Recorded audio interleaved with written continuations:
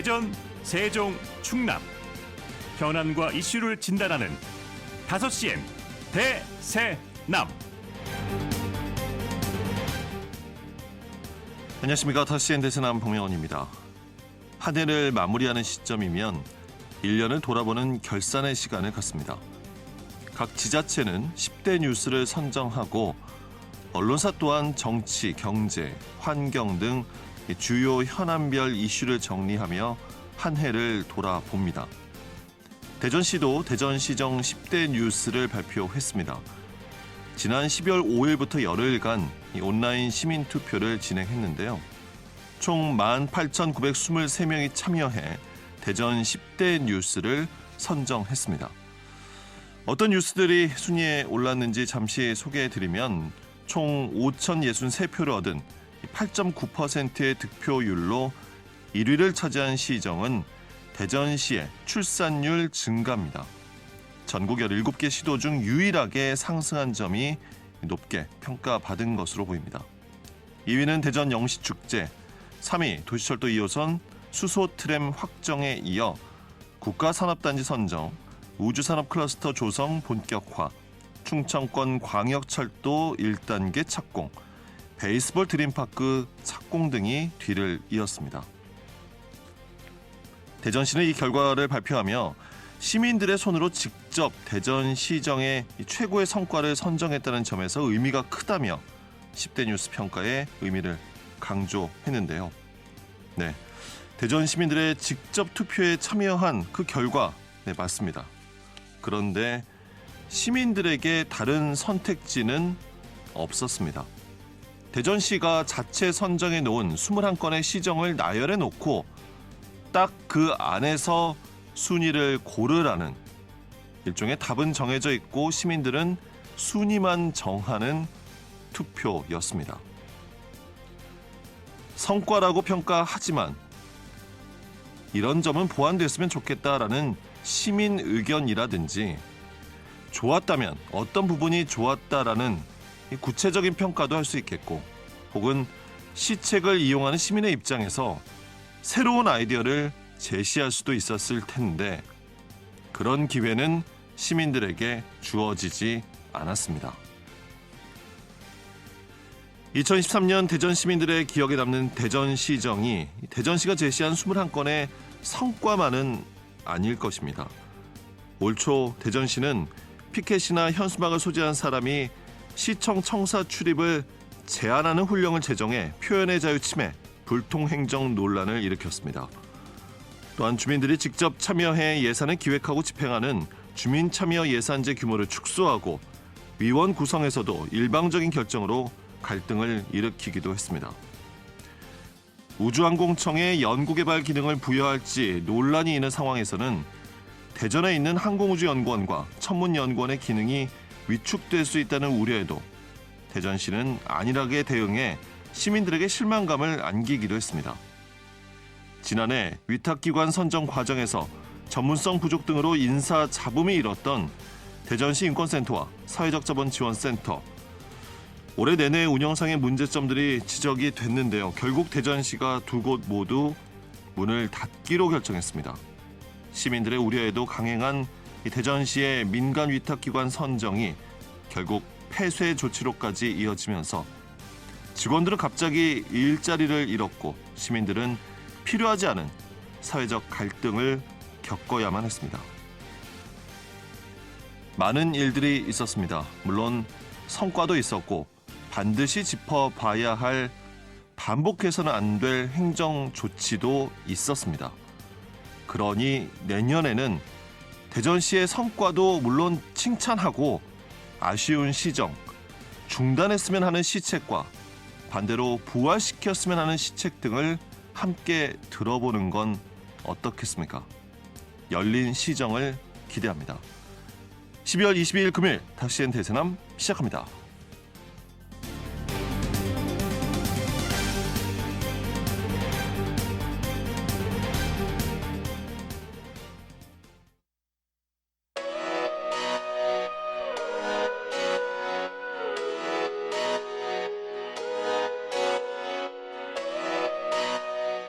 5시엔 대세남은 여러분의 참여와 제보로 이루어집니다.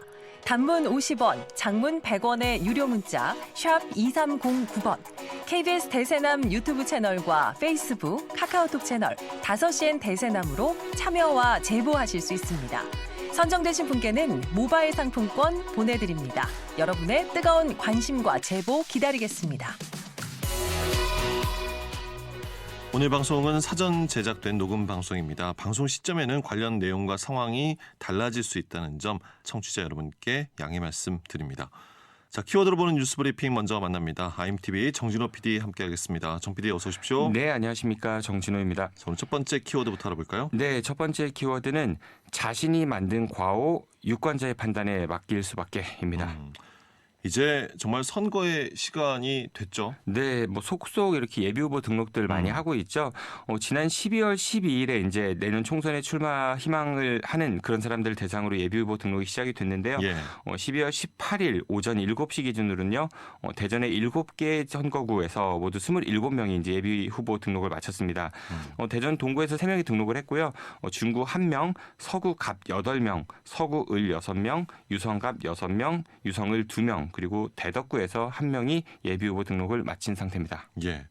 아직 시간이 많이 남았기 때문에 추가로 등록할 후보 더 나올 것인데 불출마를 선언한 이 박병석 전 국회의장의 선거구인 대전 서구 갑 벌써 8명이나 예비 후보 등록을 마쳤군요. 네, 맞습니다. 좀 그만큼 치열한 경쟁이 예상이 되는데요. 그런데 이번에 예비 후보 등록을 마친 현재까지 마친입니다. 그런 후보 가운데 약 30% 정도인 8명이요. 한 건 이상의 각종 전과를 보유하고 있는 것으로 확인이 됐습니다. 전과요? 네네. 그 가운데 음주운전으로 인한 그 도로교통법 위반이 6명으로 가장 많았다고 하고요. 대전 동구 선거구 더불어민주당 소속 황인호 예비 후보가요. 음주운전으로 지난 2008년 3월 벌금 100만 원형을 선고받은 이력이 있고요. 그리고 대전 서구 을 선거구 국민의힘 소속 양홍규 예비 후보도요. 음주운전으로 2002년 5월에 벌금 100만 원형을 선고받은 이력이 있습니다. 예. 그리고 진보당 소속 유석상 예비 후보도요. 2004년 5월 음주운전으로 벌금 200만 원형을 선고받았고요. 유성갑에서는 국민의힘 소속 여황현 예비 후보와 진동규 예비 후보가 음주운전으로 2013년에 각각 벌금 200만 원형과 150만 원형을 선고받았습니다. 또 유성구 을에서는 정기현 예비 후보가 지난 2000년과 2001년에 각각 음주운전 그리고 음주 무면허 운전으로 벌금 100만 원형과 150만 원형을 선고받았습니다. 예. 뭐 최근의 일은 아닐지라 해도 음주운전은 절대 해서는 안 되는 분명한 범죄입니다. 네, 맞습니다. 저도 몇몇 예비 후보들 좀 인터뷰를 해보면서 이 사안을 질문해봤었는데요. 예. 하나같이 뭐 예전 일이고 또 뼈저리게 반성하고 있다. 뭐 심지어는 요새는 평소 운전대 잡지도 않는다 이렇게 말하는 후보도 있습니다만은 자신들이 만든 과오, 그러니까 일종의 주홍글씨겠죠. 그런 만큼 유권자들의 평가에 대해서는 후보 개개인이 좀 감당해야 할 몫이 있는 것 같습니다. 그렇겠죠. 네, 그밖에도 다른 종류의 전과들도 있었는데요. 예. 진보당 소속 유석상 예비 후보는요. 국가보안법 위반으로 이제 지난 1997년 징역 2년에 집행유예 3년, 자격정지 2년을 선고받은 바가 있었고요. 또 유성구 갑 선거구에 출마하는 민주당 소속 오광영 예비 후보도 국가보안법 위반과 폭력행위 등 처벌에 관한 법률 위반, 집회 및 시위에 관한 법률 위반으로 1990년에 징역 8월, 집행유예 1년형을 선고받았습니다. 그리고 같은 선거구의 진보당 소속 김선재 예비 후보도 일반 교통방해와 국가보안법 위반으로요. 2016년 징역 1년에 집행유예 2년형을 선고받은 일이 있었습니다. 예. 또 이제 유성구 을 민주당 소속 정기현 예비 후보는 지난 2007년 공동 주거침입 혐의로요. 벌금 100만 원형을 선고받았었습니다. 충남 지역에서 예비 후보 등록한 사람들은 어떻습니까? 네, 충남에서도 12월 19일 기준 오전 9시 기준입니다. 그 27명이 예비 후보 등록했는데 이 가운데 10명이 전과가 있었고요. 역시 음주운전 전과가 가장 많았습니다. 내용을 보면은 홍성 예산의 선거구 진보당 소속 김용호 예비 후보가 음주운전 1건, 집시법 위반 2건, 그리고 일반 교통방해 5건, 특수 공무집행방해, 공동 주거침입죄 등 모두 10건의 전과가 있었고요. 예. 서산 태안 선거구 민주당 소속 조한기 예비 후보와 논산 계룡 금산 선거구 국민의힘 소속 김홍규 예비 후보가요. 음주운전으로 각각 벌금 100만 원, 400만 원형을 선고받았습니다. 예. 그리고 천안을 선거구 민주당 소속 이규 예비후보가요. 폭력행위 등 처벌에 관한 법률 위반으로 징역 1년 6월에 집행유예 3년형을 선고받았었고 아산을 선거구에서는 국민의힘 소속 강문식 예비후보가 교통사고 처리 특례법 위반으로 벌금 500만 원형을 선고받았습니다. 또 이제 당진 선거구 국민의힘 소속 정용선 예비후보는 올해 직권남용 권리행사 방해죄로요. 징역 6월에 집행유예 1년 선고받았었고요. 또 홍성 예산 선거구의 무소속 어청식 후보는요. 명예훼손으로 200만 원형을, 공주 부여 청양 선거구의 무소속 고주환 예비후보도 자연공원법 위반으로 벌금 150만 원형을 선고받았습니다. 들어보니 전과의 종류도 참 다양하군요. 네, 참 다양하죠. 네, 그리고 이제 천안병 선거구에서는요, 진보당 소속 권오대 예비후보가 자동차 손해배상 보장법 위반으로 벌금 100만 원형을 선고받았고요. 또 이제 아산갑 선거구에서는 민주당 소속 복기왕 예비후보가 공직선거 및 선거부정방지법 위반으로 벌금 200만 원형을 선고받았습니다. 아직 예비후보 등록 초반이라서 이 전과를 가진 예비후보 수 좀 더 늘어날 것 같은데요. 예. 후보 간 형평성을 위해서 나중에 또 등록한 후보들 따로 모아가지고 전과 사항에 대해서 정리해서 말씀드리도록 하겠습니다. 네. 두 번째 키워드 알아볼까요? 네, 두 번째 키워드는 이런 솜방망이 또 없습니다.입니다. 어떤 사안에 대해 그런 처분이 나온 겁니까? 네, 예전 방송에서요, 그 대전 도시공사 직원들의 외유성 국외 출장, 그리고 뭐 방만 경영 의혹 이런 거 말씀드린 적이 있었었죠. 예. 이에 대해서 대전시가 감사를 진행했는데 실제로 예산이 좀 잘못 집행된 사례 좀 무더기로 확인됐다고 합니다. 네. 기억이 납니다. 뭐 거의 개인 SNS에나 올릴 법한 내용의 출장 보고서나 재정 상황이 열악함에도 불구하고 임원을 위한 고가의 물품 구입, 그리고 사용처가 불분명한 직원 격려 명목의 업무 추진비 사용까지 여러 문제가 있어 보인다, 이런 지적을 했었잖아요. 네, 맞습니다. 좀 잠깐 기억을 좀 떠올리시라고요. 그 도시공사 직원들이 제출했던 국외 출장 보고서 내용 일부 좀 소개를 다시 해드리면요. 예. 이런 거 있었죠. 이른 아침 시간 비행이었던 우리는 여유 있게 공항에 도착하기 위해 자정쯤에 만나 공항으로 향했다. 코로나19가 종식되고 첫 해외 연수팀으로 출발한다는 기대감과 함께 인천공항에 도착했고 잠깐의 휴식을 취하고 나서 비행길에 올랐다. 기내식을 2번 먹으며 12시간 정도 자다 깨다를 반복하다가 부다페스트 공항에 도착하게 되었다. 참 어떻게 이게 보고서 내용인 거잖아요. 맞습니다. 예. 네. 또 이제 음악의 집과 바로 슬리겟 공원에서는 외관이 화려하고 멋스럽고 내부는 깔끔한 3층으로 구성됐다. 뭐 이런 거라든지요. 뭐 쏟아지는 빗줄기를 피해 잠시 카페에 들렀다. 뭐 이런 내용도 있었었죠. 정말 많은 시민들께서 들으시고 실소를 금치 못할 그런 수준입니다. 네, 읽으면서 제가 다 부끄러웠거든요, 사실. 예. 이게 문제가 된 이후에 대전시 감사위원회의 감사 결과가 나왔는데요. 도시공사는 이 본 예산에 없었던 그 유성광역 복합 환승 사업, 이 센터 사업 이거 관련해서 예산 1억 6,500만 원을 먼저 집행하고 그런 다음에 추경으로 뒤늦게 편성하는 그런 편법을 동원했다고 하고요. 예. 또 이제 직원 격려와 이 신입사원 선물 구매를 위해서 업무 추진비가 아니라 행사 운영비를 사용하는 등 올해 1월부터 8월까지 모두 20건 3억 원 가량의 예산이 잘못 집행된 거 이걸 좀 확인했다고 합니다. 그러니까 편성되지도 않은 예산을 먼저 집행을 해버리고 이를 뒤늦게 추경으로 편성하는 거는 명백한 위법 아닙니까? 네, 그렇게 볼 수 있죠. 근데 대전시는 어떻게 이야기하냐면요. 해당 직원들의 고의성을 좀 발견하기 어려웠다라면서요.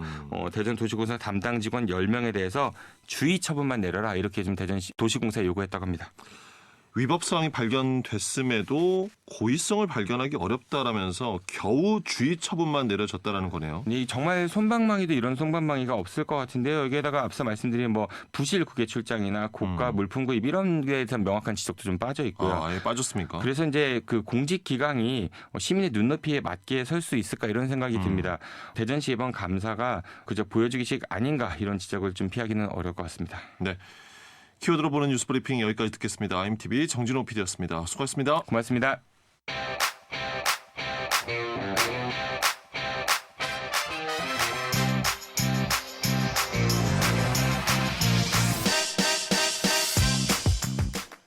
이어서 2주의 환경 이슈를 짚어드리고요. 함께 실천할 수 있는 환경 캠페인도 소개해드리는 대세남 환경 캠페인 지구를 지키는 사람들 시간입니다.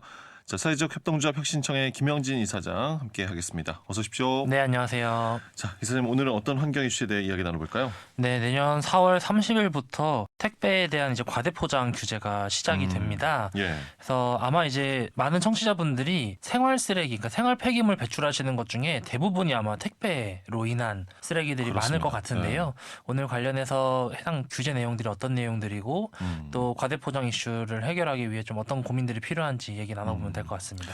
우리가 온라인 쇼핑을 정말 많이 하게 되고 그렇죠. 그러면서 말씀해 주신 것처럼 택배 주문으로 해서 배송받고 해서 생기는 생활 쓰레기가 참 많아졌어요. 문제 네. 제기도 많이 있었고요, 사실. 그렇죠. 그리고 사실 이제 코로나19를 좀 거치면서 비대면 상품 구입들이 점점 더 늘어나기도 했고요. 또 통계청에서 이제 발표한 자료 중에 한국의 사회동향 2022 보고서가 있는데요. 예. 여기에 보면은 이제 국민 1인당 1년 동안 한 70개 정도의 택배 상자를 받는다고 합니다. 평균인 거잖아요. 네, 평균입니다. 그리고 이게 이제 한 가구로 따지면은 4인 가족 기준으로는 1년에 한 280개 정도 받는다고 보면 그렇게 되는 되네요. 겁니다. 네, 예. 그래서 물론 이제 뭐 가구 수에 따라서 조금씩 편차는 있겠지만 대체로 많은 분들이 이번 주에는 택배 뭐 오고 다음 주에는 뭐 오고 지금 들어보니까 네. 주말 빼고는 거의 매일 받는다는 그렇죠. 거잖아요. 그러면. 네. 그리고 최근에는 이제 새벽 배송도 많아지다 보니까 예. 이제 식품들을 새벽 배송으로 시켜가지고 이제 받는 분들도 굉장히 많아져가지고 사실은 앞으로도 점점 더 많아질 것 같긴 합니다. 예. 일단 택배까지 이야기를 하지 않더라도 네. 과대포장하면 이런 말을 저도 이제 사용했었습니다. 질소 과자라고. 네, 그러니까 그렇죠. 봉지 안의 내용물보다 질소가 더 많다. 네. 이렇게 내용물이 부실할 정도라니 질소 과자라는 신조어마저 탄생을 했습니다. 실제로요. 한국소비자원이 13종의 이 스낵류를 조사했더니요. 그중 내용물이 70%를 넘는 제품은 13종 중에 4종, 4가지뿐이었다라고 합니다. 그렇죠. 예, 과대포장 이슈는 꾸준히 문제로 지적이 되고 있는 것 같아요. 그렇죠. 그러니까 크게 이제 소비자분들이 생각하시는 과대포장이 두 종류일 거예요. 하나는 방금 말씀하셨던 것처럼 제품 자체의 내용물을 포장하기 위한 포장에서의 과대포장 이슈가 있겠죠. 빵빵한 포장. 맞습니다. 예. 네, 그래서 그 포장 이슈가 있을 거고 다른 하나는 이제 서두에 말씀드렸던 것처럼 그 해당 제품들을 소비자가 사용할 수 있도록 또 운송을 해야 되잖아요. 그래서 택배하는 과정에서 이제 실제로 박스는 엄청 큰데 내용물 뜯어봤을 때는 그렇죠. 오잉 이게 다야 예. 이런 정도의 이제 그 과대포장 이슈들이 크게 두 가지가 있을 것 같고요. 특별히 막 설명하지 않더라도 많은 분들이 일상적으로 많이 겪어보셨을 거고 정부에서 이제 물가 잡는다고 이제 소비자가를 올리는 것들을 많이 제한을 하고 있잖아요. 예. 그러다 보니까 기업들이 알게 모르게 해당 제품의 이제 그 내용물들의 양을 줄이는 경우들도 많아요. 아, 가격은 그대로 두지만. 네, 맞습니다. 예를 들어서 이제 100g에 10,000원에 팔던 것을 이제 80g에 10,000원에 팔고 이런 예. 경우도 은근히 많아가지고 최근 음. 들어서 이제 그걸 느끼시는 분들도 더 많아질 것 같습니다. 네. 과대 포장과 관련해서는요. 네. 현재 규제 이런 것들은 있습니까? 첫 번째로 말씀드렸었던 각 제품마다의 규제들은 있습니다. 그러니까 예를 들어서 음식물이라든지 전자제품이라든지 각 제품들이 각각의 이제 포장지 대비 이제 몇 % 이상 넘기면 안 된다. 뭐 이런 식의 이제 규제들은 있긴 네. 있는데 택배에 대한 규제는 지금까지 없었거든요. 그래서 그게 이제부터 시작이 되는 거고요. 예. 4월 30일 기준으로 이제 시작이 되는데 해당 규제 주요 내용들을 보면은 우리가 받는 이제 전체 택배 박스의 내용물 중에서 포장이 차지하는 비율이 50%를 넘으면 안 된다라는 게 핵심 내용입니다. 그리고 한 번 이상, 그러니까 2번 정도 포장하는 것도 안 된다라는 게 핵심 내용인 거죠. 아, 중복해서 포장하면 안 되고. 네, 택배 상자에 한해서입니다. 네. 예. 그리고 택배 상자 안에 내용물이 그러니까 빈 공간이 50%를 넘으면 안 된다. 네, 맞습니다. 음. 그게 이제 핵심적인 내용인데요. 다만 이제 가로 세로 높이 총합의 이제 50cm 이하인 소규모 제품들 같은 경우는 이 규제 항목에서는 좀 제외가 됩니다. 네, 그 열애가 되는데, 근데 사실은 이제 그럼 소규모도 해야 되는 거 아니야?라고 이제 많은 분들이 생각하시겠지만 예. 관련 업계에서는 사실 소규모 포장은 대체로 깨지기 쉬운 게 없거든요. 사실 네네. 이제 소규모 포장 같은 경우는 그 제품이 분실될 위험은 있을지언정 깨지는 위험은 거의 없는 편인데. 대체로 이제 대형 제품들, 예를 들어서 이제 식기류라든지 예. 아니면 가전제품이라든지 이런 제품들 같은 경우는 사실은 대형 제품인데 이제 깨지기도 쉽고 또 깨졌을 때의 리스크도 크기 때문에 이걸 일괄적으로 적용하는 게 과연 맞는 것이냐라는 이제 업계의 불만들도 상당히 많은 상황이긴 합니다. 그렇군요. 그러니까 제품마다 정말 여러 형태를 가지고 있고 특성을 가지고 있는 것인데 말씀해 주신 거 들어보면 기준은 어떻게 보면 하나? 네. 2개? 이 정도가 다인 거네요. 그렇죠. 일괄적으로 이제 세팅을 한 게 전부인 거고요. 예. 사실 이렇게 됐을 때 이제 깨지기 쉽거나 혹은 이제 파손되기 쉬운 그런 제품들에 대한 염려도 있겠지만 사실은 이게 이제 우리가 보통 택배를 통해서 제품을 구매하게 되면은 홈쇼핑 같은 데서 이제 구매하시거나 뭐 이런 경우도 많고 아니면 이제 쿠팡이나 이런 플랫폼 통해서 구매하는 경우도 많잖아요. 그리고 그 안에 이제 직접 생산자가 직접 판매하는 제품들도 많을 거고요. 그렇게 되었을 때 어쨌든 대기업들이나 이런 것들 같은 경우도 잘 대응을 하겠지만 마찬가지로 이제 예전에 일회용품 규제와 마찬가지로 중소업체들. 네, 예. 소상공인에 해당하는 분들 같은 경우도 조금 더 유예 기간이 필요한 거 아니냐. 그리고 특히 이제 화장품 업계 같은 경우도 이제 그 워낙 제품들의 크기나 이런 것들이 다양하잖아요. 종류도 예. 다양하고요. 그래서 유예 기간을 뭐 2년 정도 더 늘려달라 이런 얘기들도 사실 많은 상황이긴 합니다. 예. 규제라는 게 글쎄요, 잘 모르겠습니다. 그러니까 단순하게 해서 네. 쉽게 이해하고 실천할 수 있게 하는 것도 중요할 것 같고 또 세부적으로 구체적으로 각각의 특성마다 해서 규제를 여러 형태로 만들어서 하는 것이 좀 예외도 줄일 수 있고 해서 좋지 않을까 하는 생각도 그렇죠. 들고 이거 좀 어렵네요. 네, 그러니까 저는 개인적으로는 그 규제의 내용은 최대한 이제 보편적이면 좋겠다라는 생각이 있긴 합니다. 왜냐하면 너무 복잡해지면은 그 안에서 이제 변수들도 많고 제외되는 항목들도 많으니까요. 근데 다만 이제 그 보편적으로 잡는 규제의 내용이 합리적이고 실제로 실현 가능하고 또 규제를 적용했었을 때 진짜 친환경이 맞는 거냐. 예. 라는 것에 대해서 이제 합리적인 답변이 가능해야 되는 것 같은데 이거 같은 경우는 이제 사실은 여러 가지 좀 따져봐야 될 지점들이 있긴 있습니다. 그러니까 예를 들어서 미국 같은 경우도 이제 택배 포장에 대한 규제가 있긴 있거든요. 해외에서의 규제. 네, 근데 미국, 다만 예. 이런 식으로 이제 규제를 하기보다는 대체로 소비자한테 선택권을 보장하는 방식으로 규제를 합니다. 그러니까 예를 들어서 우리 같은 경우는 어떤 제품들을 구매하게 되면은 포장지를 선택하기가 없죠.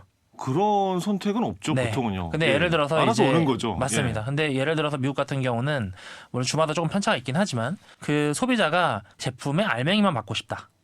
대신에 이 알맹이만 받는 것에 대해서 파손이 생기거나 좀 불량이 생기게 되면 그건 소비자가 책임지겠다. 이런 식으로 이제 선택을 하게 됩니다. 네네. 그러면은 고가의 제품들을 그렇게 선택하기는 어렵겠지만 딱 봤었을 때 이건 그냥 막 와도 상관없는 택배인데 네네. 라고 네. 판단이 되면은 그냥 알맹이만 포장하기로 하게 되면은 굉장히 이제 그 과대 포장 없이 내용물만 딱 받게끔 할 수 있는 거죠. 예. 그러면 사실 기업 입장에서는 일을 좀 두 번 준비해야 되긴 하는 겁니다.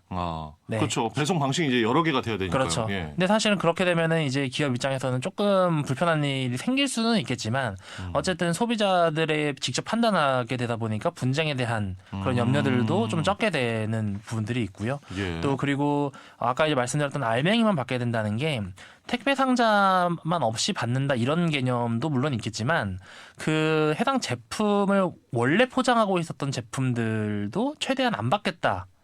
이런 내용도 가능한 겁니다. 예를 들어 장난감 같은 경우가 이제 실제로 내용물만 받는 거를 선택하게 되면은 맨 처음에 포장을 네. 풀어서 보내주는 거예요? 그렇죠. 그러면요? 최소화해가지고 이제 보내주는 거죠.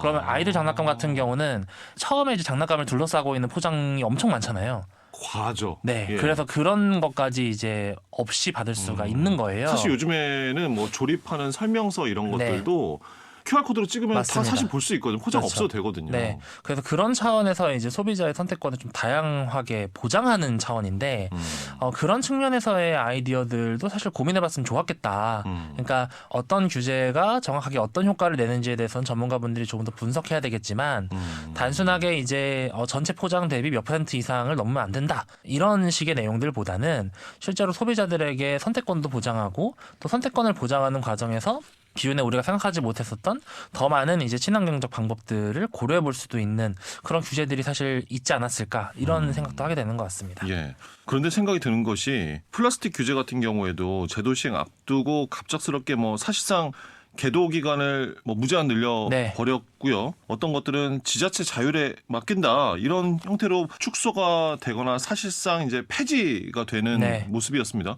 이 택배와 관련된 포장 규제는 정말 되는 것일지 또 그렇죠. 업체들마다의 상황도 다 다를 것인데 또 이게 달라지는 상황이 되는 건 아닐지 이런 생각도 드는군요.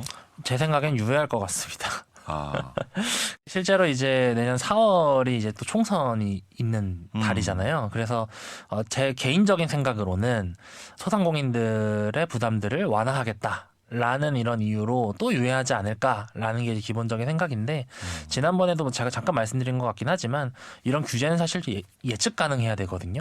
그리고 이제 그 규제에 대해서 신뢰를 할 수 있어야 되는데 사실 지금 정부 같은 경우는 이런 일회용품 사용들 혹은 친환경과 관련되어 있는 규제 영역에서는 사실 정책에 대한 신뢰도가 많이 떨어지죠. 네, 그래서 그런 측면에서 사실은 환경부가 제도를 어쨌든 직접 집행해야 되는 입장인 거잖아요. 근데 그런 차원에서 사실 법이 개정되고 유예 기간을 둔다는 것은 규제에 대한 수용성을 집행부가 높이기 위한 노력을 하라는 거거든요. 예, 그 그렇죠. 기간 동안. 그렇죠. 예를 들어서 많은 시민분들이나 기업들이 네. 앞으로 몇 년 후에 이 제도가 생겨가지고 규제가 생길 거야 라고 인지하는 시간이기도 하지만 사실은 이제 이런 규제를 직접 담당하는 기관들이 세부 가이드라인도 만들어가지고 관련된 업종 종사자분들하고 간담회도 하고 예. 또 그 과정에서 이제 규제 허점들은 없는지 그리고 이 규제가 집행하게 되었을 때 어떤 갈등이 있을지 이런 것들을 예측해야 되는데 그렇죠. 일방적으로만 규제만 하는 것이 아니라 맞습니다. 준비를 함께 하자는 거잖아요. 네. 근데 이제 그런 측면에서 사실 환경부가 제대로 준비를 못 하고 있죠. 그러니까 이런 세부 가이드라인이 지금 없는 상황이에요. 그러니까 내년 4월이 얼마 안 남았는데 예. 그래가지고 사실은 외국계 화장품 업체들이 그 2년 정도 더 유예해달라라고 말하는 근거가 환경부가 세부 가이드라인을 아직까지 내지 않아가지고 기업들이 준비하지 못했다. 이게 핵심 이유입니다. 예. 저는 이제 그런 화장품 업계들의 얘기가 온전히 다 받아들여지진 않아요. 그러니까 가이드라인이 있었다고 하더라도 여러 부담들을 이유로 들면서 유예 기간을 더 늘려달라고 어쨌든 했겠죠. 유예해달라고 할 수 있는 명분이 생긴 거네요. 그렇죠. 그 네. 명분이 정부로부터 나왔냐 아니면 기업의 사정으로부터 나왔냐는 완전 다른 거거든요. 근데 이제 그 규제를 담당해야 될 기관들이 제대로 일을 하지 못해가지고 그 규제 대상자들로부터 명분을 제공했다라는 것은 사실은 이제 정부가 제대로 일을 하지 못했다라는 것을 스스로 증명하는 꼴이라서 예. 그런 측면에서 사실 아쉬움이 많이 있는 것 같습니다. 네, 그렇군요. 규제도 물론 필요하겠습니다만 말씀해 주신 것처럼 이 정부가 뭐 규제만으로 모든 걸 할 수 있는 건 아닙니다. 우리 사회에서 친환경 포장 문화, 좀 과대 포장을 줄이려는 문화 인식 자체가 필요하고 정착되는 것 역시 뭐 정부도 나서야 될 일이겠고요. 네, 그렇죠. 예. 사실은 이제 그 개인들이 열심히 노력해야 되는 것도 물론 있겠지만 아까 제가 잠깐 말씀드렸던 미국의 규제 얘기를 들려드렸던 것처럼 개인이 스스로 선택하고 노력할 수 있는 환경을 정부가 같이 만들어줘야 되거든요. 그러니까 선택권을 부여할 수 있는 환경이 되어야 그렇죠. 개인도 노력할 수 있는 예, 거죠. 예. 그러니까 예를 들어 지금처럼 포장지를 선택할 수 있는 선택지가 없는 상황에서는 소비자들이 할 수 있는 것은 잘해봐야 그 택배 횟수를 줄이는 것밖에 없어요. 그러니까 예를 들어서 내가 일주일에 한 3-4번 시켰던 것을 일주일에는 한 번에 몰아서 시키겠다. 예. 이런 식으로밖에 사실은 방법이 없는 거죠. 네네. 그리고 요즘에 이제 택배들이 개인이 개인에게 직접 택배 보내는 건 거의 없고 대체로 무언가를 구매할 때 이제 기업이 소비자에게 직접 전송해 주는 게 대부분인 거잖아요. 그래서 그런 측면에서는 사실은 개인들의 노력도 분명 중요하겠지만 정부나 기업들이 개인들이 선택할 수 있는 노력할 수 있는 기회를 제공해 줬으면 좋겠고요. 하나만 더 말씀드리면은 그 택배를 발송할 때 예를 들어 홈쇼핑 같은 곳들은 이 규제에 대해서 그냥 수용을 하는 분위기예요. 왜냐하면은 홈쇼핑 같은 경우는 딱 정해져 있는 제품들, 그러니까 제품의 그 종류가 사실 많지 않기 때문에 정해져 있는 규격이 있고 그런 차원에서 이제 좀 빨리 배송할 수 있는 시스템이 만들어져 있다 보니까 이 규제에 맞춰서 그냥 하면 된다. 아, 대응이 되는 거네요. 네, 그러면요. 맞습니다. 예. 그런데 예를 들어서 그 이커머스 예를 들어 플랫폼들 같은 경우는 여러 이제 생산자들 혹은 여러 이제 생산자들이 만들어서 이미 쿠팡이나 이런 곳에서 보관하고 있는 것들을 종합해가지고 보내는 곳들 같은 경우는 얘기가 좀 다르거든요. 예, 예. 그러니까 예를 들어서 그 어떤 소비자가 10개 제품을 시켰으면은 그 10개 제품을 따로 배송을 하는 게 사실은 플랫폼들의 입장에서는 배송 시간도 아끼고 비용도 아끼는 얘기라고 하더라고요. 하나의 큰 상자에 다 같이 담으려면은 이 자동화된 시스템에서 변수를 만들어야 되니까 지금 가지고 있는 시스템하고 안 맞는 거군요. 맞습니다. 예. 그래가지고 사실은 여러 제품들을 그냥 다 그냥 자동으로 하나의 방식으로 그냥 하는 네. 게 편한 거잖아요. 따로 예. 개별적으로 보내는 게 지금의 이제 시스템에서 훨씬 최적화되어 있는 거예요. 근데 그런 부분들을 지금의 규제로 또 적용을 해버리면은 사실 기업들 같은 경우는 그럼 우리 규제 안 넘는 선에서 지금처럼 다 따로 보내면 되겠네. 그럼 우리는 아까 그 포장 규제가 적용이 안 되니까 괜찮아. 네. 이렇게 생각할 수가 있는 거예요. 그래서 그런 부분들까지 좀 고려를 해가지고 정부나 혹은 국회에서 많이 고민을 해주시면 좋을 것 같습니다. 예. 자, 오늘 소개해 주실 환경보호 실천 캠페인 내용은 어떤 겁니까? 네, 많은 분들이 이제 포장지 많이 신경을 쓰실 텐데요. 제약이 있긴 하겠지만 개인들에게 보내시는 이런 포장지들을 선택하실 때 가급적이면 이제 종이 포장지라든지 혹은 재활용이 어느 정도 가능한 그런 포장지로 많이 포장을 하시면 좋을 것 같고요. 예. 그리고 특히 이제 꽃집에서 꽃 선물하실 때 비닐 포장 같은 걸 많이 하시잖아요. 그렇죠. 겉으로 쌀 때. 예. 근데 최근에 꽃집들 중에 일부가 종이 포장하는 걸 선택할 수 있게 해놓고 계세요. 네, 그래서 종이 포장으로도 이제 이쁘게 꽃을 포장할 수 있는 이런 방법들이 있어가지고 친환경 포장 재질들의 시도들을 좀 많은 분들이 해보시면 좋을 것 같습니다. 예. 자, 대세남 환경 캠페인 지구를 지키는 사람들, 오늘은 내년 4월부터 시행될 이 택배 과대 포장 규제 내용 등을 짚어봤습니다. 사회적 협동조합 혁신청 김영진 이사장이었습니다. 고맙습니다. 감사합니다.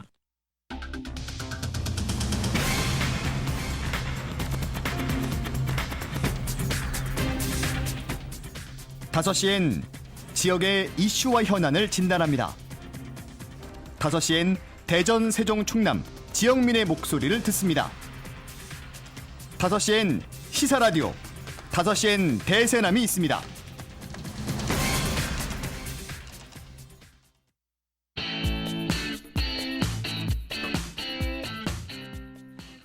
이어서 청년들과 지역 정치를 고민하고 대안까지 모색해보는 대세남 청년 비대위 열겠습니다. 자, 오늘도 함께해 주실 세 분의 청년 비대위원 소개해드립니다. 박철상 주식회사 뻔뻔한 컴퍼니 대표, 신하영 세종시 청년정책특별보좌관, 또 백종훈 손수레 농장 대표 세 분 함께하겠습니다. 어서 오십시오. 안녕하세요. 12월이 참 모르겠습니다. 저는 참 빠르게 지나간다. 짧게 심지어 느껴지기까지 하는데 어느덧 2023년을 마무리하는 그런 시점에 다 달았습니다. 올해도 우리 사회 전반적으로 많은 일들 있었고요. 또 우리 지역을 관통했던 뉴스는 어떤 것들이 있었는지 세 분의 청년 비대위원들과 한 해를 마무리하는 시간 가져볼 텐데요. 세 분의 비대위원들에게 2023년 어떤 한 해였는지 먼저 박철상 대표는 올해 어떤 한 해였습니까? 저는 일단 굉장히 뜨겁고도 추운 한 해였다라고 표현할 수 있을 것 같습니다. 네, 날씨처럼 온탕을 오갔습니까? 네. 일단 굉장히 좀 많은 것들을 시도해 보려고 하고 준비를 하기도 하고 지금도 계속 진행 중이긴 하지만 제가 생각했던 것만큼 그거에 대한 성과나 이런 것들이 좀 잘 안 나왔던 부분들도 있고 그래서 내년을 위한 발판이긴 하지만 굉장히 날씨처럼 뜨겁고도 추웠다라고 표현할 수 있을 것 같습니다. 예. 신하영 부장에게는 올 한 해 어떤 한 해였습니까? 세월이 지나서 터닝 포인트가 된 한 해였다로 기억이 될 것처럼 좀 많은 일들이 있었던 것 같아요. 아이가 말을 시작하면서 이제 청년에서 좀 엄마로 이제 전환이 된 것 같고, 이제 자영업자 소상공인으로서 가장 어려운 이제 정리의 길을 하면서 그 경제적 타격이라는 것이 시민에게 이렇게 와닿는구나를 또 느껴보는 한 해였고, 특보로서 활동하고 이렇게 라디오를 출연하면서 다시 공부도 많이 하게 되는 다이나믹한 게 활력이 됐지만 어렵기도 했고 또 의미가 있었던 한 해인 것 같습니다. 네. 내년에는 다시 또 힘찬 출발하시는 한 해가 되셨으면 하고요. 백종원 대표에게는 올해 한 해 어떤 한 해였습니까? 개인적으로는 이제 가족의 건강이 조금 힘든 거, 또 경제적으로 좀 어려웠던 거 해서 저한테도 마찬가지로 힘든 한 해였던 것 같은데요. 또 대외적으로 보면 국가에 대한 걱정을 많이 했던 한 해가 아니었을까. 오히려 국가가 국민을 걱정해줘야 하는데 이 국민이 국가를 걱정해주는 한 해여서 저 역시도 뜻하지 않게 애국심으로 국가에 대한 걱정을 했던 한 해가 아니었나 싶습니다. 세 분의 청년 비대위원이 뽑은 올 한 해 가장 인상 깊은 지역의 이슈라면 어떤 것들이 있을까요? 전국적으로도 다 이제 이런 이슈들이 계속되었지만 교권 침해에 대한 부분을 좀 꼽아보고 싶습니다. 왜냐하면 일단 서희초 교사 사망 사건도 있었고 그리고 대전에서도 초등교사 사망 사건 이후에 학부모의 어떻게 보면 교사에 대한 갑질 같은 것들이 이제 있다는 그런 것들을 보면서 아 이게 교권에 대한 문제가 굉장히 좀 심각하구나라는 예. 부분도 느꼈고 저희가 최근에도 이 관련된 주제로도 이야기를 했었지만 특히나 지역에서는 네. 더 그랬죠. 예. 네, 그래서 이 부분이 빠르게 좀 해결이 돼야 학교에서도 학생들도 그렇고 선생님들도 그렇고 학업에만 그리고 이제 학습에만 좀 집중할 수 있는 그런 환경을 좀 만들어줘야 되지 않을까. 네, 그런 생각을 좀 해봤습니다. 저희 지역 이슈 같은 경우에는 뭐 여러 가지 일들이 좀 있었어요. 호재가 좀 많았는데 사실은 좀 홍보가 안 돼서 시민들한테 많이 알려지지 않은 게 좀 안타깝지만 모두가 아시는 가장 대표적인 건 국회의사당 건립이 예. 확정된 거. 세종시에서는 이제 그 부분을 가장 많이 너무 얘기를 또 하죠. 오래 기다렸던 반가운 소식인 거잖아요, 사실은. 네, 예. 맞아요. 그래서 뭐 아직 뭐 많은 숙제들이 남아 있지만은 이제 제2의 수도로서 세종시가 시작을 하는구나에 대해서 역사적인 날로 기록되지 않았나라고 생각합니다. 예. 네. 백종원 대표는 뭐 꼽을 수 있는 지역의 이슈 어떤 것들이 있었습니까? 대전시에서 뭐 10대 시정 뉴스 해가지고 뭐 10가지를 뽑았는데 예. 그 중에 출산율 얘기를 하더라고요. 근데 저는 개인적으로 뭐 출산율의 증가도 참 반가운이지만 아주 미미한 거잖아요. 대전이 최근에 고독사에 대해서도 항상 1, 2위를 다투고 자살률도 1위를 그렇습니다. 다투다가 예. 최근에 굉장히 많이 좀 떨어졌다고 하더라고요. 그래서 조금 뭐 성과이자 이슈는 그런 기존의 이제 좀 생존을 다투는 삶에서 조금 더 살아야겠다는 의미를 좀 찾아가는 성과가 좀 있지 않았을까 이런 생각도 좀 듭니다. 예. 연말이 되면요, 지자체마다 한 해 동안에 있었던 주요 성과를 발표를 합니다. 대전 같은 경우에는 1위로 꼽았던 것이 전국 유일 출산율 증가, 뭐 이 밖에도 나노 반도체 국가 산업단지 선정, 우주 산업 클러스터 구축 사업, 예비 타당성 조사 면제 등 뭐 이런 것들이 있고, 세종시 같은 경우에는 신하영 보좌관 말씀해주신 뭐 국회 세종의사당 건립, 대통령 제2집무실 설치 꼽았습니다. 청년 비대위원들도 뭐 10대 뉴스들 보셨을 텐데 가장 공감하시는 거 또 어떤 것들이 있습니까? 저는 그래도 청년의 입장에서 봤을 때 대전의 즐길거리를 위한 노력을 조금 많이 하지 않았나라는 좀 생각을 해봤습니다. 예. 그래서 코로나 이후에 좀 한동안 이제 침체되어 있던 그런 행사나 여러 페스티벌 같은 경우들이 이제 대전 영시축제가 올해 다시 개최가 되었고요. 그렇죠. 그리고 전 세계적으로 유명한 그 게임 리그 오브 레전드라는 게임 이제 결승전을 국내 결승전을 대전에서 유치해서 그런 것도 어떻게 보면 하나의 대전 시민들이 즐길 거리와 그리고 다른 지역에 있는 국민들이 대전으로 와서 뭔가를 즐길 수 있고 대전을 방문할 수 있는 뭔가 계기가 되지 않았나라는 것들을 봤을 때 이런 즐길 거리들에 대한 좀 노력이 굉장히 좀 좋았다. 하지만 분명 영식축제도 마찬가지고 여러 가지로 개선돼야 될 점은 분명히 있습니다. 예. 네, 그렇기 때문에 앞으로 조금 더 재미있는 축제가 되기 위해서는 올해의 성과들이나 이런 것들을 좀 다시 한번 분석하고 피드백해서 이것들을 다 지속성 있게 끌고 갈 수 있도록 네, 했으면 좋겠습니다. 청년의 입장에서는 이렇게 냉정한 평가와 향후의 뭐 개선 보완도 필요하겠지만 일단 지역 내에서 영시 축제와 같이 또 뭐 리그 오브 레전드 결승전 네, 그런 개최한 것 같이 즐길 거리를 일단 많은 사람들이 좀 모이고 함께 할 수 있는 이 기회를 만드는 거 시작하는 것 자체가 의미 있다 이런 평가시군요. 네, 일단은 그래도 이동하면서 좀 즐겨야 그 주변에 있는 뭐 다른 요소들을 또 볼 수도 있고 사실 요즘엔 밈이 되었지만 대전은 노잼 도시라고 계속 하는데 어떻게 보면은 하나의 각인이 되어 있다고 얘기를 드릴 수 있을 것 같아요. 근데 예. 그것도 그냥 재미로 하는 분들도 그냥 얘기가 많으시고 결국엔 대전 와도 즐길 거리들 충분히 많다라는 것들을 이런 영식 축제나 아니면 여러 가지 뭐 행사를 유치하거나 이런 것들을 통해서 더 개선해 나간다면은 충분히 대전도 많은 사람들이 방문해서 즐길 예. 수 있는 도시가 되지 않을까. 그러니까 이런 것들도 사실 안 할 수는 없는 것들이거든요. 네. 분명히 이제 잘 만들어가는 것이 네, 중요할 거고요. 백종원 대표는 뭐 대전 10대 뉴스 중에 특히나 좀 공감이 가는 것들 어떤 것이 또 있었습니까? 그 뭐 산업단지 조성이나 뭐 여러 활동들을 펼쳐서 조금 더 이제 지역 내 내실을 좀 다진다라는 이야기들을 했을 때 그런 것도 좀 성과지 않을까라는 생각을 하고요. 저는 오히려 그런 것들이 또 보여지기식이 아닐까라는 걱정도 좀 합니다. 예. 그러니까 노잼 도시라고 말씀하셨는데 그거 역시도 타지 분들이 우리 대전을 생각했을 때 그런 생각을 하거든요. 오히려 대전 충남 같은 경우는 안에 사는 사람은 살기는 좋아 이렇게 얘기를 많이 하는 것처럼 그렇죠. 예. 그 내부의 이 시민들의 생각과 또 밖에서 바라보는 시점이 좀 다를 수 있다. 지금 대전 같은 경우도 그런 유치를 위해서 어마어마한 돈을 투자하고 있지만 실제 지금 내면은 어떤가? 대전 인권센터, 뭐 사회적 자본센터, 실제 환경교육센터, 우리 내실을 다지는 이런 것들이 지금 다 전액 삭감, 폐쇄 이렇게 되고 있어요. 그러니까 그런 것들이 지금 내면을 내실을 우리 시민들을 위한 것들은 자꾸 무너지고 있는데 이게 우리 대전은 앞으로 어떤 방향을 좀 바라보고 있을까? 지금 사회적 문제들이 계속 이슈화되고 있는데 그런 것들을 해결해 줄 수 있는 교육이나 또 이런 사회 이제 공동체, 시민 의식들을 오히려 저는 더 죽이고 있다. 그러면 하드웨어만 우리는 생각하고 있는 건 아닌가?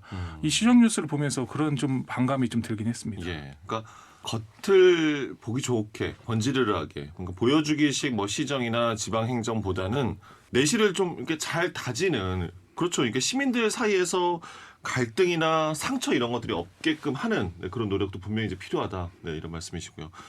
신앙부저가는 이제 세종에 사시니까요. 세종도 올해 이제 성과들을 시에서 꼽지 않았습니까? 어떤 것들이 또 공감이 가는 것이 있었습니까? 뭐 개인적으로는 24시간 소아 전문 응급 의료 센터가 운영이 개시가 돼서 아직 부족한 면이 있지만 참 반가운 소식이었을 것 같아요. 아프면 이제 뭐 1시간 정도 거리를 가지 않아도 되니까 일단 심리적으로 안정감이 있고 청년들한테는 그래도 저희는 일자리 인프라가 좀 부족한데 네이버 이제 데이터 센터가 개소를 했고 이제 다이소 물류창고 최대 규모가 세종에 오고 이런 소식들은 이제 청년들한테 어떤 희망이 좀 되지 않나 일자리 인프라에서 그런 부분이 있고 가장 제가 좀 크게 뽑은 거는 친환경 종합타운이라고 해서 드디어 세종시는 아직 소각시설이 없어요. 그 부분에 그렇죠. 대해서 굉장히 분쟁이 오래 있어 왔는데 드디어 23년도에 이제 이번 시정에서 분쟁을 이제 끝내고 고시를 해서 최첨단 이제 환경 기술을 적용을 해서 3천억을 들여서 폐기물 시설 처리를 어디로 할지 확정이 됐다는 부분 이런 부분은 굉장히 저희 생활에 맞닿아서 이제 느껴지지 않을까라는 생각이 들더라고요. 그리고 뭐 국립민속박물관 이런 국립이 붙은 것들이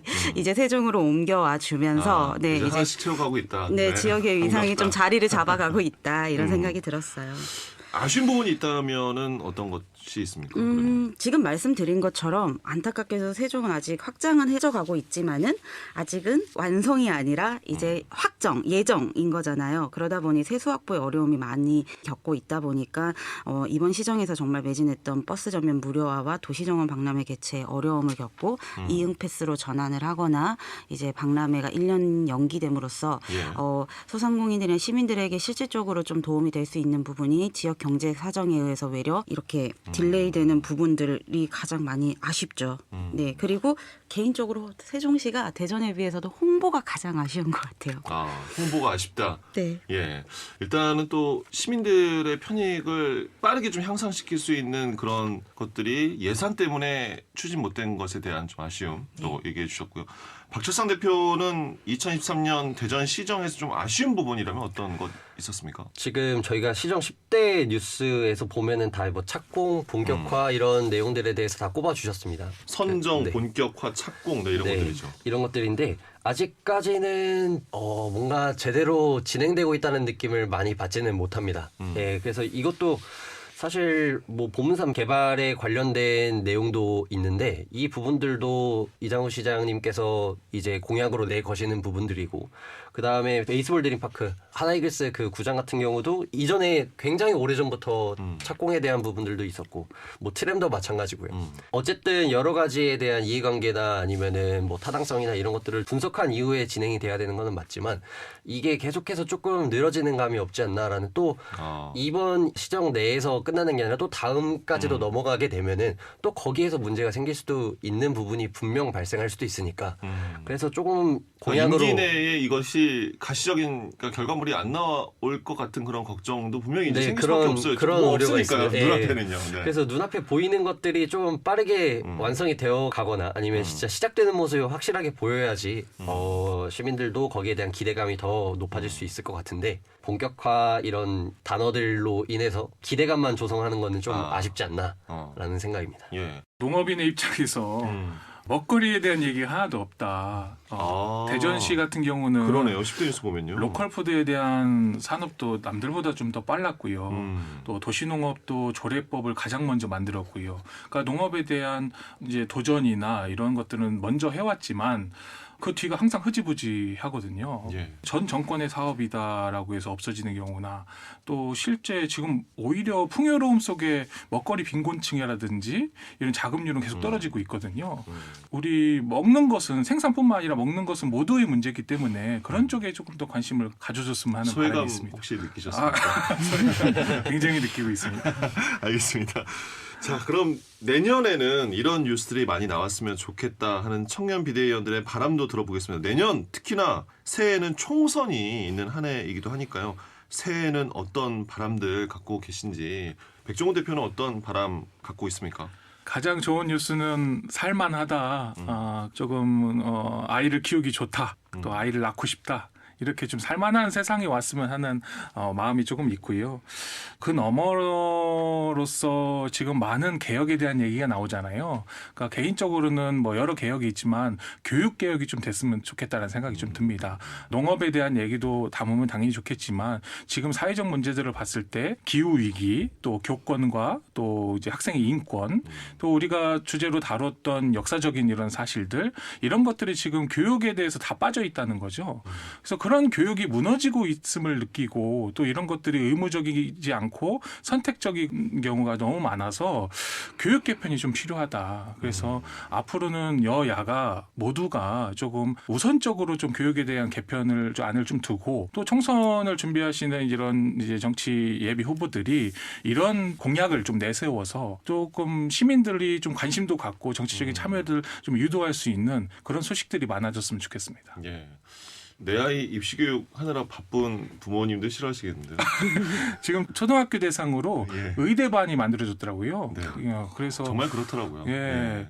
그러면 우리는 무엇을 바라보고 가는가? 참 안타까운 현실입니다. 예. 박철상 대표는 내년에 어떤 바람 있습니까? 이게 지속적으로 얘기가 나오는 부분이지만 지역에 대한 균형 발전, 균등 발전이 좀 본격화돼서 모든 청년들이 이제 좋은 양질의 일자리를 찾아가기 위해서는 무조건 서울 수도권으로 가야 한다라는 그런 인식들이 좀 많이 깨졌으면 좋겠습니다. 뭐 대전권, 충청권뿐만 아니라 전국적으로 양질의 일자리를 만들기 위해서 충분히 뭔가 논의가 되고 그 다음에 그거에 대한 그런 인프라가 조성이 되고 요즘에 아무래도 청년들은 내 커리어를 더 많이 발전시키고자 하는 사람들도 분명 있지만 그것보다는 그냥 내가 당장 뭔가 휴식이나 아니면 내가 좀 더 즐기는 거를 즐기기 위해서 그냥 일하고 그다음에 그거를 가지고 이제 여행을 갔다가 그래서 제가 최근에 어떤 얘기를 들었는데 어떤 회사에 이제 이력서를 보게 되면은 이제 그 회사의 중간에 경력이 단절된 기간이 있다고 해서 그 사람들한테 물어보면 그냥 이 기간 때는 여행을 다녔어요, 휴식을 했어요라고 얘기를 하는 청년들도 굉장히 많아졌다고 하더라고요. 이게 시대나 아니면 그런 가치관이나 이런 것들이 많이 변해서 그런 걸지는 그렇습니다. 모르겠지만 그래도 결국엔 제가 생각했을 땐 그 일자리에 대한 부분이 뭔가 충족이 되지 않았다. 그러니까 내가 생각하는 내가 추구하고자 하는 그런 방향과 맞지 않는 그런 일자리들이 굉장히 많기 때문에 나는 생활을 위해서 돈은 벌어야 되고 그렇기 때문에 조금 더 청년들에게도 좋은 일자리를 제공해 줄 수 있는 그런 인프라가 나왔으면 좋겠다라는. 내년에는 청년들 대전을 안 떠나 세종에 남아 뭐 다른 지역에서 청년들이 몰려온다. 네, 이런 그런 뉴스들. 뉴스가 있으면 굉장히 좋을 것 같습니다. 예. 신하영 보좌관은 내년 어떤 바람 가지고 있습니까? 불공정하고 뭐 불균형적인 것들에 대한 좀 밸런스가 잡히는 이제 좀 의식들이 조금 서로 배려하는 그런 더 따뜻한 얘기들이 많이 뉴스로 접했으면 좋겠고 특히 예. 경제 부분에선 실험적이고 도전적일지라도 이제 기업과 정부가 저희에게 가이드라인이나 어떤 실행 방식을 좀 굳건히 정해서 주었으면 하는 바람이 있습니다. 예.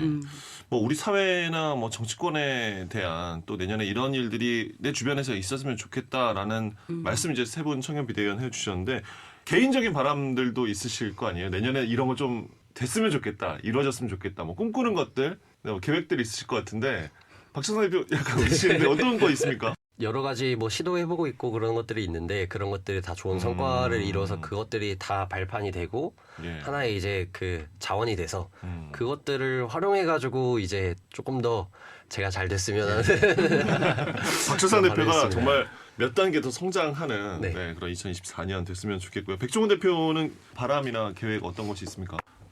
이제 갈수록 농사짓고 소농들은 이제 어려움을 많이 겪고 있어요. 그래서 저도 이제 농업을 가지고 하는 사업의 전환을 좀 꿈꾸고 있는데 이제 그게 하나의 이제 아이템이 치유 농장이거든요. 그러니까 20대, 30대 심지어 제가 가르치는 7세 아동도 정신의학 처방을 받아서 약을 먹고 있어요. 그리고 지금 20, 30대 정신의학 약이 굉장히 쉽게 접합니다. 그래서 이제 유럽에서는 그래서 그런 이런 의학적인 화학약을 좀 기피하고 가까운 이런 농장이나 아니면 이런 숲에서 조금 더 치유받을 수 있는 녹색 처방전이라는 것을 처방을 하거든요. 예. 이제 일주일에 한 번 이런 농장에서 놀아라. 우리가 노는 것에 대한 여가에 대한 이런 것은 항상 후순위잖아요. 그래서 조금 더 그런 쉼을 가질 수 있는 또 지역에서 그런 활동을 할 수 있는 농장을 좀 꿈꾸고도 있고요. 또 우리 대전, 세종, 충남에 조금 여러 시민들이 좀 밝게 웃을 수 있게 예, 좀 정신 건강을 찾을 수 있는 그런 네. 농장들을 좀 보급하고 좀 같이 해보고 싶은 마음이 있습니다. 예. 많은 분들이 여유를 네, 백종원 대표와 함께 하셨으면 좋겠다. 네, 바람 저도 갖게 되고 신하영 부장관은 뭐 개인적인 바람 어떤 것이 있습니까? 아까 백종원 대표님 말씀하셨는데 대세남을 하니까 개인적인 것보다 자꾸 거시적인 입장에서 자꾸 생각하는데 저 또한 그렇고 어떤 단체들을 계속 이렇게 다니면서 활동을 해보니까 제가 좋아하는 말이 있어요. 협력하여 선을 이룬다라는 얘기인데 협력하여 이익을 추구하기보다 선을 이루어냈으면 좋겠어요. 그 선이 결국에는 어떤 이익을 가져다 줄 거라고 믿었으면 좋겠고 그래서 각 사회 집단들이 그런 협력을 해서 선을 꼭 이루어냈으면 좋겠고 그 바운더리를 너무 작게 갖고 가지 않았으면 좋겠다. 그래서 우리 대세남 청취자 비데이 스탭 여러분들 다들 고생하셨다는 말씀 그리고 잘 견뎌주셔서 감사하다는 말씀 드리고 싶고 우리의 바운더리의 최소는 대한민국이거든요. 그걸 다시 한번 상기하면서 새해를 함께 힘차게 이제 비데이랑 같이 한번 맞이해서 제 터닝 포인트가 어느 방향인지를 몰라서 이제 내년에 함께 같이 예. 찾아보겠습니다. 예. 내년에 하시는 일, 꿈꾸시는 일들 잘 풀리길 바랍니다. 청년비대 오늘 여기서 마치겠습니다. 세 분 미리 인사드립니다. 새해 복 많이 받으시고요. 갑진년 새해 또 비대위로 뵙겠습니다. 오늘 고맙습니다. 감사합니다. 감사합니다. 자, 대세남 청년비대위 박철상 주식회사 뻔뻔한 컴퍼니 대표, 신하영 세종시 청년정책특별보좌관, 또 백종훈 손수레농장 대표와 함께했습니다. 자, 12월 20일 금요일 5시엔 대세남 여기까지입니다. 이번 한 주도 5시엔 대세남과 함께 해주셔서 감사합니다. 오늘 끝곡 에즈원의 윈터 원더랜드 준비했습니다. 이 노래 전해드리면서 저는 다음 주 월요일에 다시 인사드립니다. 지금까지 박명원이었습니다.